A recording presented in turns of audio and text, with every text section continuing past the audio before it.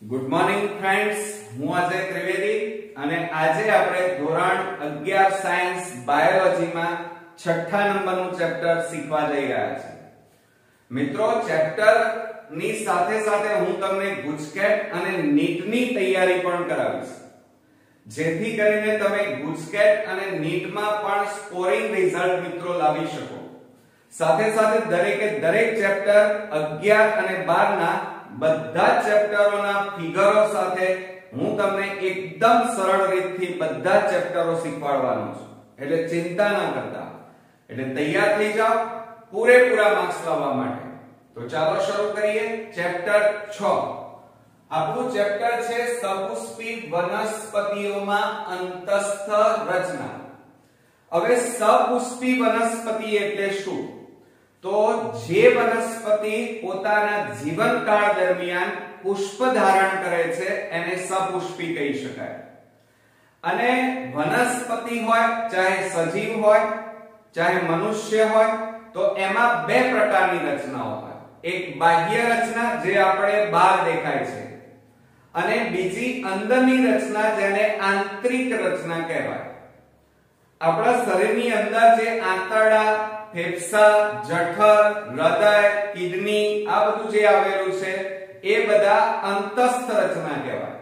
એમ વનસ્પતિઓમાં પણ બહારની બાજુએ જે આંખે દેખી શકાય એ રચનાને બાહ્ય રચના, અને અંદર આવેલી જે રચના જે આંખે નથી દેખાતી એ રચનાને આપણે અંતસ્થ રચના કહીએ છીએ. હવે વનસ્પતિના ભાગો કયા કયા? તો વનસ્પતિની બાહ્ય રચનામાં આપણે જાણીએ છીએ એક તો પ્રકાંડ, જેને પ્રરોહ કહેવાય, પર્ણ, પુષ્પ, ફળ, ફૂલ, મૂળ આ બધા વનસ્પતિના અંગો કહેવાય, જેને ટૂંકમાં વાનસ્પતિક અંગો કહેવાય. આમ તો અલગ અલગ રીતે બોલવું હોય તો પણ ચાલે, પણ ટૂંકમાં કેવું હોય, ફળ, ફૂલ, પુષ્પ, પ્રકાંડ, મૂળ, પર્ણ આ બધું અલગ અલગ ન બોલવું હોય, સામૂહિક રીતે એક જ શબ્દમાં બોલવું હોય તો વાનસ્પતિક અંગ કહેવાય.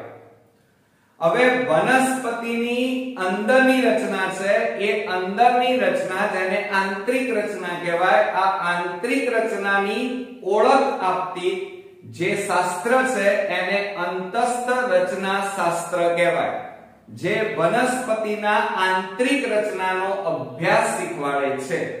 બરોબર મિત્રો? હવે વનસ્પતિની અંદરની રચનાની વાતો કરવાની છે, જેને અંતસ્થ રચના કહેવાય. તો સામાન્ય રીતે આપણે જાણીએ છીએ વનસ્પતિનો રચનાત્મક અને ક્રિયાત્મક એકમ કયો મિત્રો? કોષ. બરોબર? હવે બરોબર ધ્યાન આપો. આપણે વનસ્પતિનો રચનાત્મક અને ક્રિયાત્મક એકમ કોષ કહેવાય, જેને આપણે શું કહીએ છીએ અંગ્રેજીમાં? સેલ. હવે ઘણા બધા કોષો ભેગા મળી જાય અને ઘણા બધા એક સરખી રચના ધરાવતા કોષો ભેગા મળી અને મિત્રો શું બનાવી દેશે? કોષો ભેગા મળી પેશી બનાવે, અને આ પેશીને અંગ્રેજીમાં શું કહેવામાં આવે છે? ટિશ્યુ. ઓકે. હવે આ ટિશ્યુ શબ્દ છે ને એ મિત્રો ટીસસ શબ્દ ફ્રેન્ચ ભાષામાંથી આવેલો છે. ટીસસ. હવે ટીસસ નું ગુજરાતી ભાષાંતર તાણા વાણાની જેમ ગુંથાવું, જેમ ગુંથાઈ જવું. હવે તમને એમ થાય કેવી રીતે સર? તો દાખલા તરીકે છોકરીઓનો જે અહીંયા ચોટલો વાળવામાં આવે ત્યારે એની જે ગૂંથણી હોય છે એ ગૂંથણીમાં મોટા ભાગે એકબીજામાં વાળ ગૂંથાઈ અને સરસ રીતે ડિઝાઇન તૈયાર કરે છે. એટલે અહીંયા પણ કોષો એકબીજા સાથે ગોઠવાય છે અને એકબીજા સાથે ગૂંથાઈ અને મોટા ભાગે શેની રચના કરી નાખે છે? પેશીની. હવે આ ઘણી બધી અલગ અલગ પ્રકારની પેશીઓ ભેગી થાય તો પેશીઓ ભેગી મળી અને મિત્રો શું બનાવી દે છે? અંગો. જુદા જુદા અંગોનું નિર્માણ થાય. પ્રજનન અંગો, પ્રચલન અંગો, આવા ઘણા બધા અંગોનું નિર્માણ થાય. અને જુદા જુદા અંગો ભેગા મળી અને મિત્રો શું બનાવી દે? જુદા જુદા તંત્રો બનાવે. વાહક તંત્ર, બરોબર, એમાં ઘણા બધા તંત્રો બને. હવે તંત્ર, જુદા જુદા તંત્રો પાછા ભેગા મળી અને શું બની જાય? શરીર બની જાય. ક્લિયર? તો આ વસ્તુ આપણે શરૂઆતના બેઝમાં આપણે શીખ્યા. અંતસ્થ રચનામાં આપણે સામાન્ય રીતે જાણીએ છીએ કે વનસ્પતિની શરીર રચના કોષોથી બનેલી છે. કોષોને સેલ કહેવાય. હવે કોષો ઘણા બધા એક સરખી રચના ધરાવતા કોષો, સમાન આકારવાળા કોષો ભેગા મળી અને પેશી બનાવે. આ પેશીને આપણે શું કહીએ છીએ? અંગ્રેજીમાં ટિશ્યુ. ટિશ્યુ શબ્દ ફ્રેન્ચ ભાષામાંથી આવેલો છે, જેને ટીસસ કહેવાય. ટીસસ નું ગુજરાતી ભાષાંતર તાણાવાણાની જેમ ગૂંથાયેલું. બરોબર. હવે પેશીઓ ભેગી મળી શું બનાવે? અંગો બનાવે. અંગો ભેગા મળી અને શું બનાવે? તંત્ર. અને જુદા જુદા તંત્રો ભેગા મળી અને શેની રચના કરે મિત્રો? શરીર. હવે આપણે જાણીએ છીએ કે પેશી શબ્દથી આપણે અહીંયા પરિચિત થવાનું છે. વનસ્પતિ પેશી. આ પાઠની અંદર આપણે પેશી અને સાથે સાથે વનસ્પતિની આંતરિક રચના અને જુદી જુદી પેશીઓ વિશે આપણે અલગ અલગ શીખવાનું છે. પણ પહેલા પેશીથી પરિચિત થઈએ તો સમાન ઉદ્ભવ ધરાવતા, ધ્યાન રાખજો, ઉદ્ભવ કેવો હોય? સમાન. સમાન ઉદ્ભવમાં ધરાવતા, તે ઉપરાંત સમાન કાર્ય ધરાવતા, સમાન રચના ધરાવતા સમૂહને પેશી કહે છે. અથવા ચોક્કસ કાર્ય, ચોક્કસ આકાર, ચોક્કસ ઉદ્ભવ ધરાવતા કોષોના સમૂહને આપણે શું કહીએ છીએ? પેશી. આ પેશીની વ્યાખ્યા થઈ મિત્રો. Okay, clear? હવે આપણે ભણવા જઈ રહ્યા છીએ વનસ્પતિ પેશી. વનસ્પતિ પેશીને આપણે પ્લાન્ટ ટિશ્યુ પણ કહેવાય અંગ્રેજીમાં, પ્લાન્ટ ટિશ્યુ. હવે વનસ્પતિના કુલ બે ભાગમાં એને વિભાજિત કરવામાં આવે છે. એક વર્ધનશીલ પેશી અને બીજું છે સ્થાયી પેશી. હવે મિત્રો વર્ધનશીલ પેશી કોને કહેવાય? જો વર્ધનશીલ પેશીને વર્ધમાન પેશી પણ કહે છે.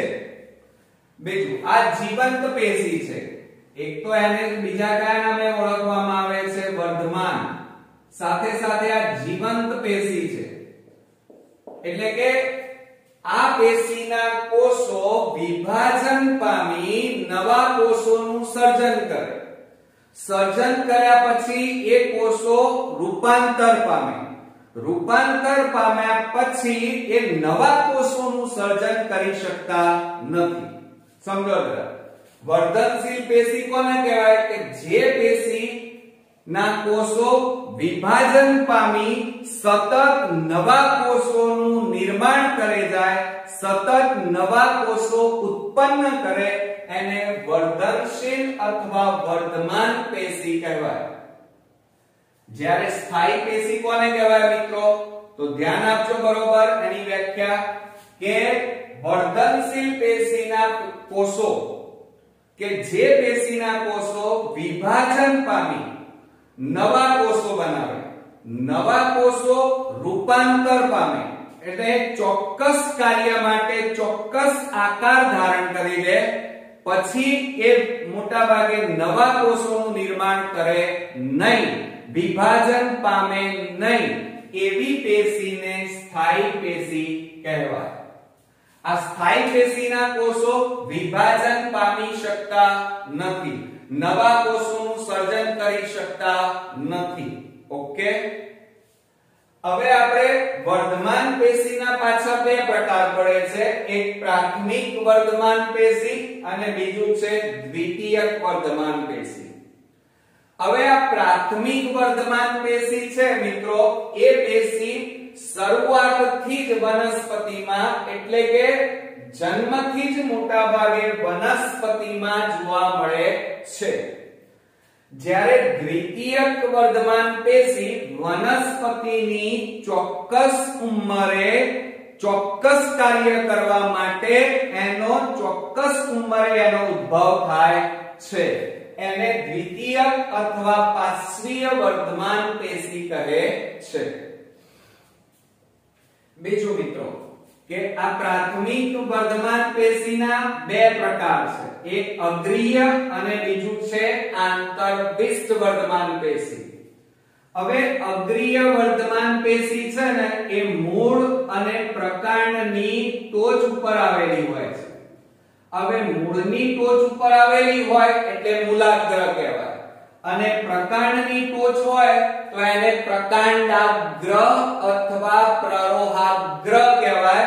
આ બંને મૂલાગ્ર અને પ્રકાંડાગ્રની ટોચ ઉપર મોટા ભાગે અગ્રભાગે અગ્રીય પ્રાથમિક વર્ધનશીલ પેશી આવેલી હોય છે, અગ્રભાગે આવેલી છે। જ્યારે આંતરવિષ્ટ વર્ધનશીલ પેશી ક્યાં આવેલી હોય તો વનસ્પતિની આંતરગાંઠોમાં। હવે ઘણા સ્ટુડન્ટ્સ ને તો 11માં આંતરગાંઠ પણ ખબર નહીં હોય, તો સામાન્ય રીતે તમે બધા શેરડી જોઈ હોય તો શેરડીમાં મોટા ભાગે આ રીતે આવી રચના આવે છે મિત્રો। તો આ જે અહીંયા ગોળ રાઉન્ડ અહીંયા જો જોવા મળે છે એને શું કહેવાય? આંતરગાંઠ કહેવાય। શું કહેવાય? આ આંતરગાંઠ। અને આ આંતરગાંઠના ભાગમાં અહીંયા તમને આંતરવિષ્ટ વર્ધનશીલ પેશી જોવા મળે છે। ક્લિયર? અચ્છા, હવે આપણે સ્થાયી પેશીની વાત કરવા જઈ રહ્યા છીએ કે જે વિભાજન પામતી નથી, નવા કોષોનું સર્જન કરતી નથી। હવે સ્થાયી પેશીના બે પ્રકાર પડે છે, એક સરળ સ્થાયી પેશી અને બીજું છે જટિલ સ્થાયી પેશી। હવે સમજો જરા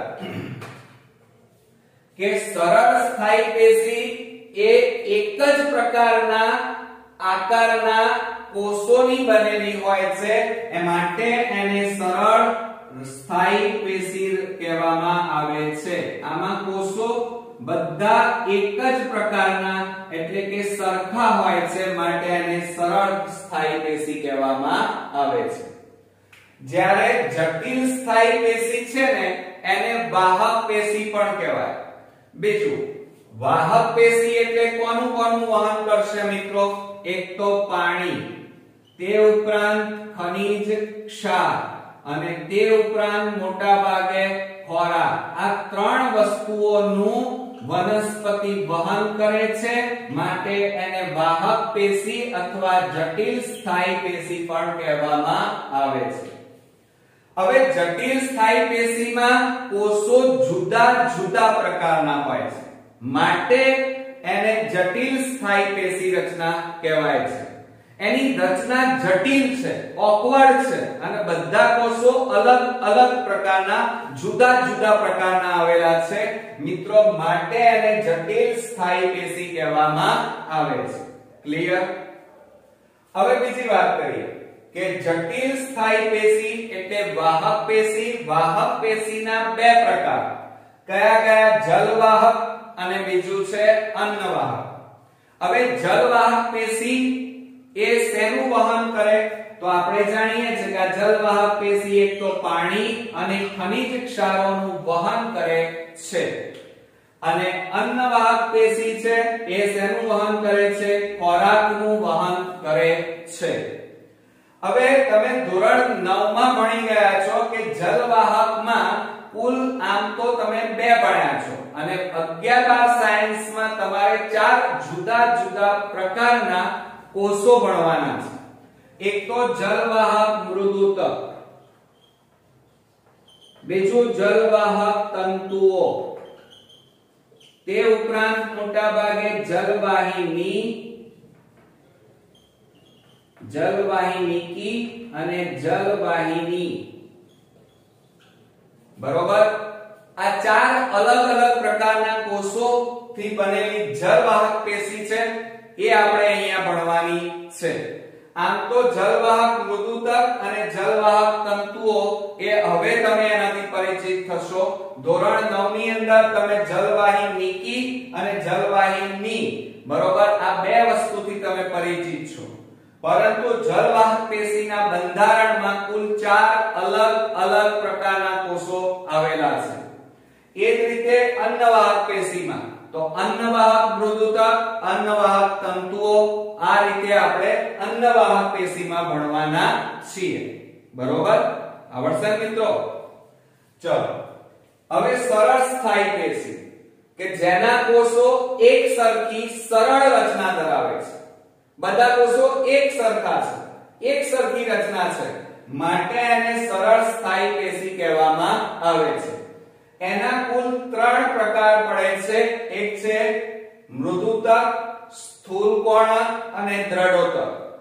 હવે આ મૃદુતક પેશી છે એની રચના આ વર્ધમાન એટલે કે વર્ધનશીલ પેશીને મળતી આવે છે. બંને સેમ રચના છે.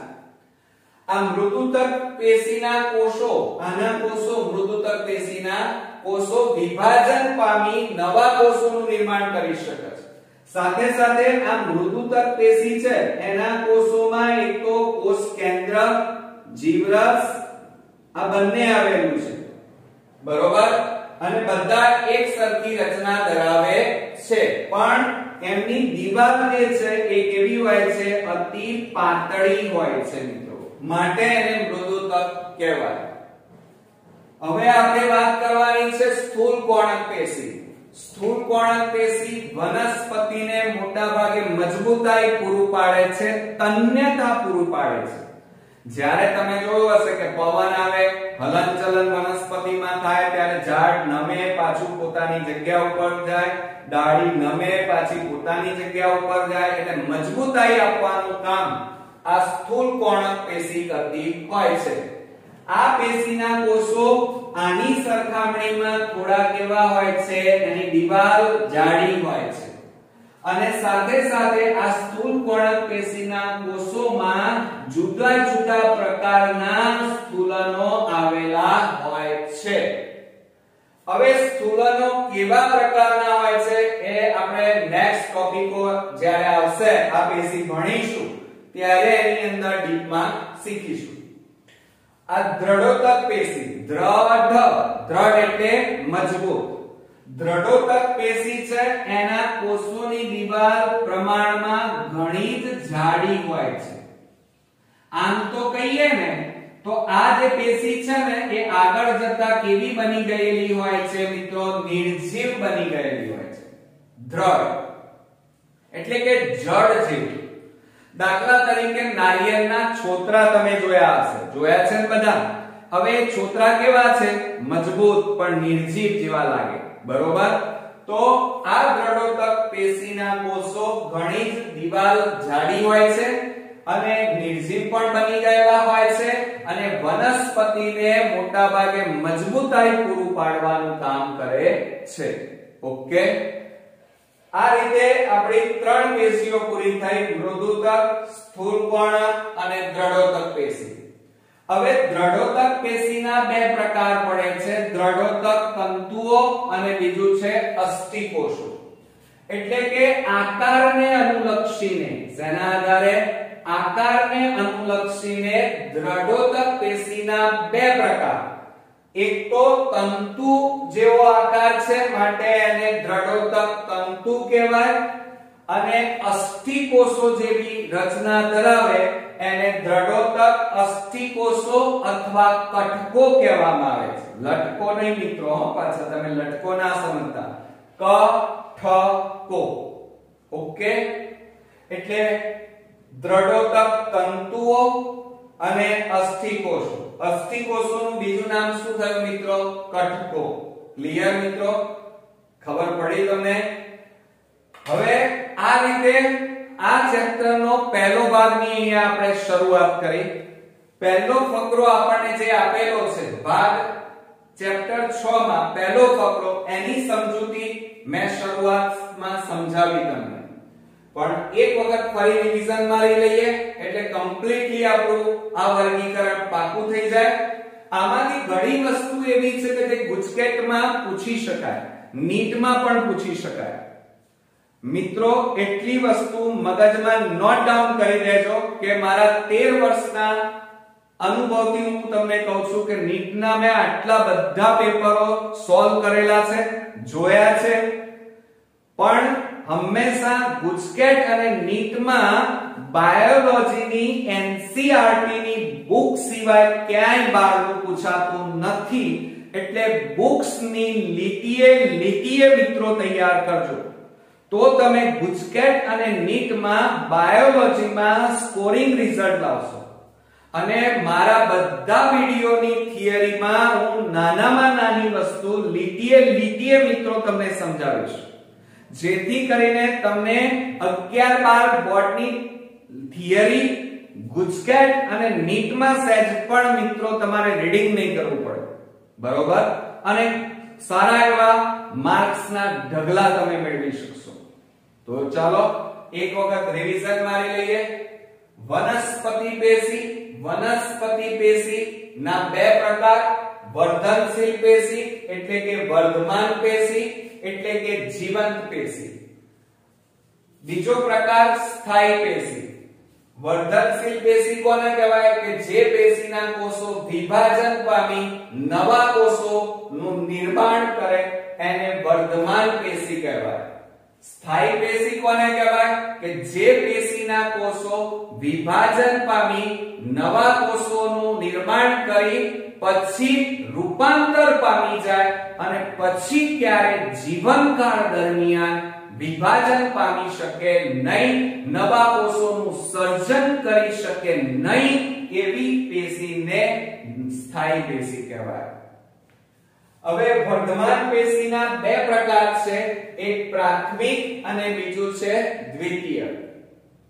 તો સમજો, આ પ્રાથમિક પેશી વનસ્પતિના જન્મથી જ આવેલી હોય છે, એમાં હાજર જ હોય છે, માટે એને પ્રાથમિક કહેવાય. જ્યારે આ દ્વિતીય પેશી વનસ્પતિમાં જન્મથી હોતી નથી, પરંતુ વનસ્પતિની ચોક્કસ ઉંમરે ચોક્કસ કાર્ય માટે એનું સર્જન થાય છે, માટે એને દ્વિતીય અથવા પાર્શ્વીય વર્ધમાન પેશી કહે છે. હવે પ્રાથમિક વર્ધમાન પેશીના બે પ્રકાર પડે છે, એક અગ્રીય વર્ધમાન પેશી, બીજું છે આંતરવિષ્ઠ વર્ધનશીલ પેશી.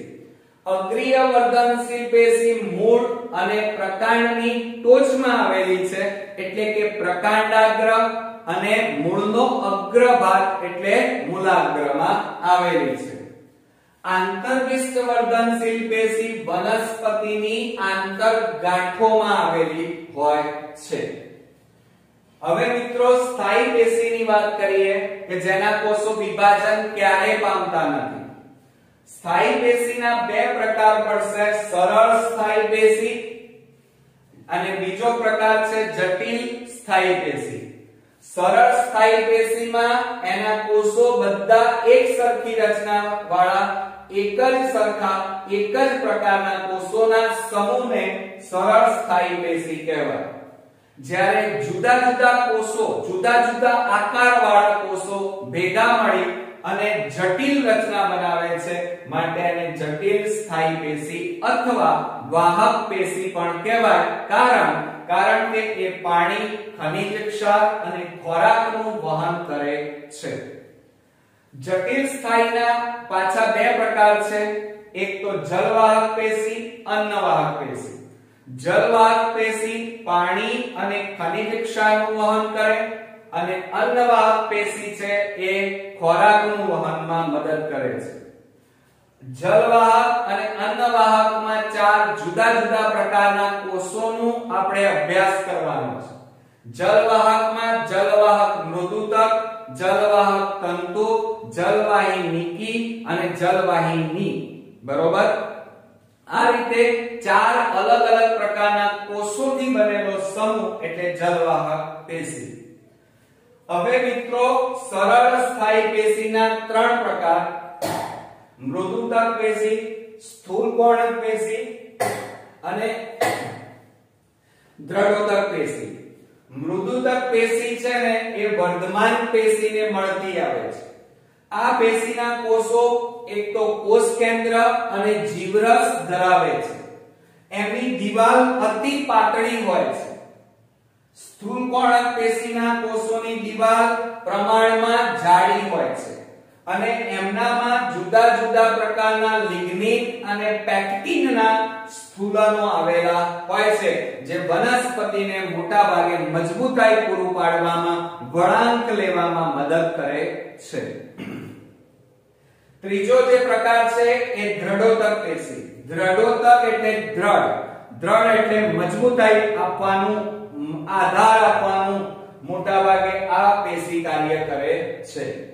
દ્રઢોતકના કોષોની દિવાલ પ્રમાણમાં જાડી હોય છે મિત્રો.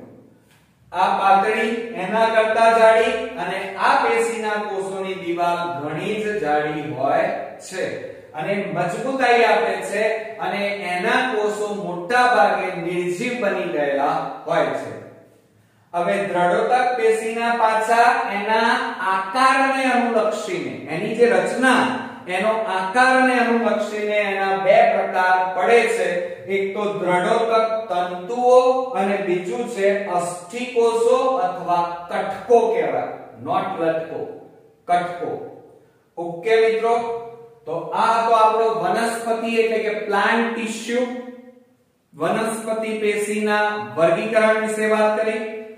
નેક્સ્ટ વિભાગમાં આપણે બધી જ પેશીઓને અલગ અલગ ભણવાના છીએ. ડીપમાં આકૃતિ સાથે સમજૂતી એની શીખીશું અને એ પણ એકદમ સરળ રીતે. તો મિત્રો, પેશી એટલે આપણે બધા જાણીએ છીએ કે નિશ્ચિત પ્રકારના કોષોનો સમૂહ એટલે પેશી. પેશીનો અંગ્રેજી શબ્દ ટિશ્યુ. પેશીનો અંગ્રેજી શબ્દ ક્યાંથી આવેલો છે? ટીસસ, ફ્રેન્ચ ભાષામાંથી આવેલો છે અને ટીસસ નું ગુજરાતી તાણાવાળાની જેમ ગૂંથાવ. ઓકે, પેશીઓ એટલે કે કોષો ભેગા મળે પેશી બને, પેશી ભેગી મળી અંગો બનાવે, અંગો ભેગા મળી તંત્ર બનાવે અને તંત્રો ભેગા મળી અને શરીરનું નિર્માણ કરે. તો મિત્રો, આ હતો આપણો પહેલા ભાગમાં વનસ્પતિની અંતસ્થ રચનાની અંદર વનસ્પતિ વિશે, પેશી વિશે આપણે શીખ્યા. મને ચોક્કસ ખાતરી છે કે આજે તમને આ વિડિયોની અંદર મજા આવી હશે અને સમજણ પણ પડી હશે. તો આ ચાર્ટ આખો તમે તમારી નોટની અંદર દોરી નાખો 2 વાર. બરોબર તમે આ વિડિયો 2 વાર જોઈ અને પછી આ ચાર્ટ મોડે તૈયાર કરજો મિત્રો. કારણ ગુજકેટ અને નીટની અંદર આમાંથી કોઈ પણ વસ્તુની વ્યાખ્યા જુદી જુદી રીતે વિકલ્પો સ્વરૂપે પણ પૂછી શકાય. તો નેક્સ્ટ વિડિયોમાં હવે આપણે અલગ અલગ વનસ્પતિની પેશીઓ વિશે શીખવાના છીએ. તો નેક્સ્ટ વિડિયોમાં ફરી મળીએ. ત્યાં સુધી ગુડ નાઈટ મિત્રો.